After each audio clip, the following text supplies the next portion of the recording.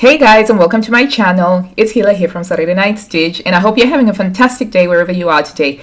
So for today, I'm just going to show you some of the things that I made in the last couple of weeks of summer. Starting off is this knitted jumper that I made using Elizabeth Zimmerman's book, Knitting Without Tears, and it's basically where you don't have a knitting pattern and you knit according to your gauge.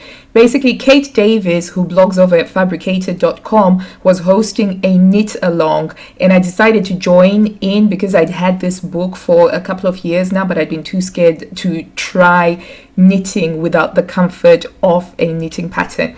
It was a baptism of fire, guys. It is by means not the most perfect jumper you will ever see. There's so many things wrong with it, but I'm incredibly proud of how it turned out because I learned a ton of things about knitting and how knitting patterns are made, and I'll definitely be trying it again sometime soon. Unfortunately, the yarn that I used is no longer available because it had been in my collection for almost 3 years. Right, moving on next to the sewing items now. First off is a pair of trousers from the April 2012 Better Style issue. Now, I made these trousers for my Swap 2017 wardrobe, which was a capsule of 11 garments. Unfortunately, right off the bat, you can already see that the fabric for this is not the right sort of fabric. It was too lightweight for it, and it just couldn't hold the front placket where the button holds, and it has to be interfaced. And yeah, so the polyester satin that I was using on those trousers just did not work. And you can see there that those buttons are not just ornamental, they actually button up the flap that covers the center front zipper, which I think is a little bit awkward from a functional viewpoint, because each time you have to go to the bathroom, you have to unbutton all 6 of those buttons, then unzip the center front zip in order to use the bathroom. So I think that the next time I make it, I will definitely be moving that zipper to the side, either the left or the right side, I don't know. So this ended up being an unwearable toile. I finished it because I wanted to see how it would look and how it would function and feel, and I think that fit wise it is a perfect fit. It's a petite size, and I think I had to do the size 19 because that's the one that corresponds to my hip and waist measurements, and it was quite alright. Up next is relatively new to me sewing pattern company. Actually, it's a sewing pattern magazine. It's from La Maison Victor, which is a French magazine, and this is the first thing that I've made for myself from this. I've made a pair of trousers for my kids before, but I hadn't made anything for myself, and I decided to make these sunny pants. Basically, we were setting off on an epic camping trip across Europe in August, and I just basically needed to have a pair of elasticated waist trousers with pockets that would just be easy to pull on and off and just easy care. And this fit the bill. I used a viscose fabric that I bought from Jack's Fabrics. Ooh, I think it was sometime this year, but literally these took less than an hour to cut out and sew up, and I couldn't be happier with how they turned out. They're very comfortable, and I literally wore them every single day when we were traveling across Europe in incredibly hot temperatures, and they were just comfortable. I just wore them with a t-shirt, and yeah, they were very easy care. Definitely highly recommend this pattern. I thought that the instructions were quite good. The La Maison Victor instructions come with full illustrations. Okay, up next is a pair of leggings from the January 2018 issue of Better Style. Now, I've made these before, and I knew that I definitely wanted to make a second pair without the foot cuffs. Unfortunately, this is another example of the wrong fabric that I used for this. So this fabric is a beautiful, brilliant, bright cotton jersey that I bought from FC Studio Fabrics, or is it FC Fabric Studio? Anyway, details will be in the description box down below. But cotton jersey doesn't have enough recovery for high impact active wear, so I find that with these leggings they're okay for yoga, but I can't actually use them for things like running or cycling or Zumba class or something like that because the recovery just isn't all that great. And because I was only working with 1 meter of fabric, I had to cut the waistband on the cross grain, and that causes the gaping because the cross grain has got no stretch whatsoever, and the waistband needed to be cut on the straight grain. I also actually used my cover stitch machine, so I'm kind of trying to show you that I did use my cover stitch machine, which I'm very proud of.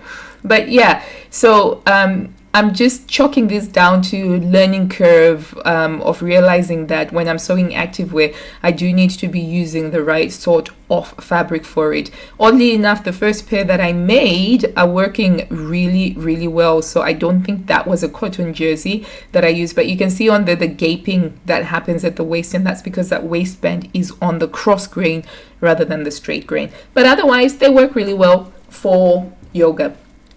Okay, this up next is my absolute favorite of the bunch. It is from Burda Style April 2017 issue. Now, I actually traced this pattern out when I received the magazine way back in 2017, but I just didn't get around to cutting it out.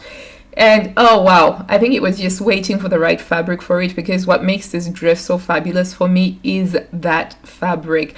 The fabric is a John Calder crepe jersey, and the first time I saw that was at the Stitch Room Social in Loughborough in June, because Lucy had a sample there.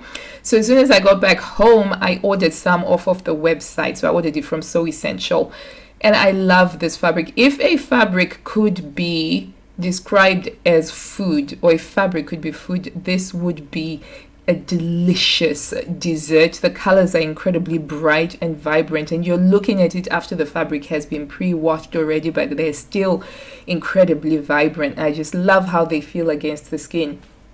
So moving on to the pattern itself, it's quite an interesting pattern because at the front it's a classic sheath dress, but at the back, you've got all these party details going on. There's the peekaboo detail at the shoulder blades, and then you've got the 3 rows of ruching. So you've got the ruching on the side seams and the ruching on the center back seam.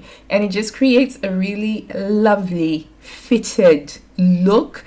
I wasn't too sure about the midi length, but I kind of feel like that worked. Normally, I prefer either a maxi length or sort of like on the shorter side above the knee, but I feel like this just works really well for this particular style.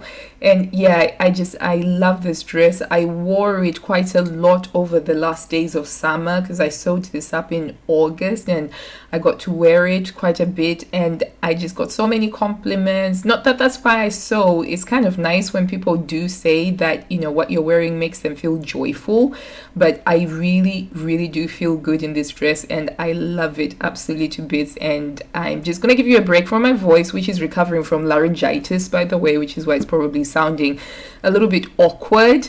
And remember to stay tuned for my little outro and for a bit of a dance break. To add that this dress, the Burda Style instructions were actually quite good. I'm not normally used to having great Burda Style instructions, but the instructions were quite good, and I used them to sew this up. So yeah, good one, Burda.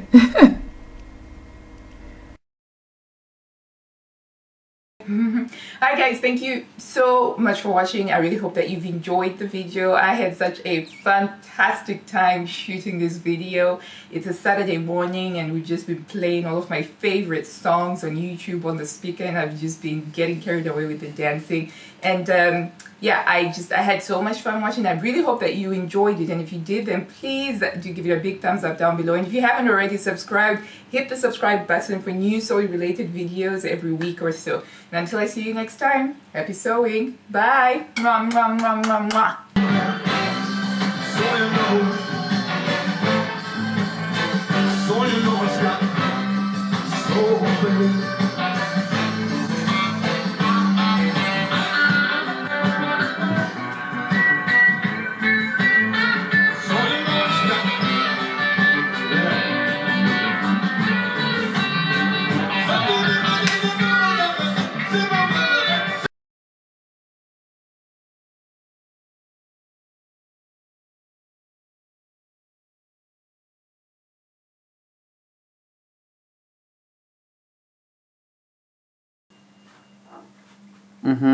I think I've got all the back. Do the front now.